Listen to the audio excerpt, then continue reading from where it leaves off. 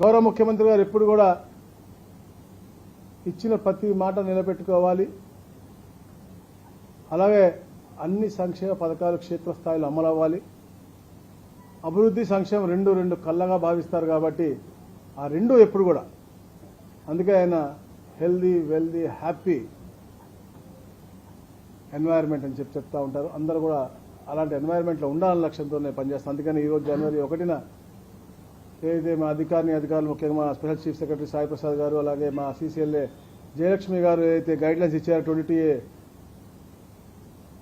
నుంచి తీసేయటానికి, నిషిద్ధ జాబితా నుంచి తీసేయడానికి ఇవ్వాల్సిన 9 అంశాలు ఇచ్చారు. దాంట్లో 5 అంశాలు ముఖ్యంగా ఏదైతే ప్రైవేట్ భూముల్లో ఉన్నా కానీ, స్వతంత్ర సమరయోధులు లేకపోతే సైనిక ఉద్యోగస్తులు ఎవరైతే ఉంటారో వారికి ఏదైనా ఒక్క డాక్యుమెంట్ ఉన్నా కానీ, లేకపోతే ఏదైతే సైనిక ఉద్యోగుల రిజిస్టర్ ఉంటుందో దాంట్లో మాజీ సైనికుల రిజిస్టర్ ఉన్నా కూడా తప్పకుండా 22A తీసేయాలని చెప్పేసి, అలాగే ఏదైతే 18/6/1954 కంటే ముందు ఇచ్చినటువంటి అసైన్ భూములు వెంటనే తీసేసేయాలని చెప్పేసి, ఇట్లా పలు అంశాలపైన చర్చించి ఏదైతే తీశారో 5 అంశాలు కూడా మేము 22A నుంచి ఇమీడియట్ తీసేయమని చెప్పాము. ఏదైతే ఒక సర్వే నంబర్లో కొంత భూమి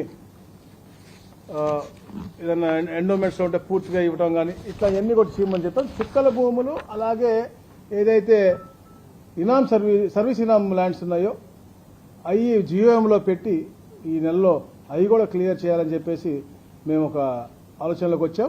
ఎందుకంటే అవి జియోఎంలో ఉన్నాయి, డిస్కషన్లో ఉన్నాయి కాబట్టి, ఫైనల్ స్టేజ్లో ఉన్నాయి కాబట్టి అది దాని ద్వారా రావాలనేసి. అందుకని 9లో 5 ఈరోజు మేము సంతకం పెట్టి ఒక మంచి ఆలోచన ఇచ్చాము. దాని తర్వాత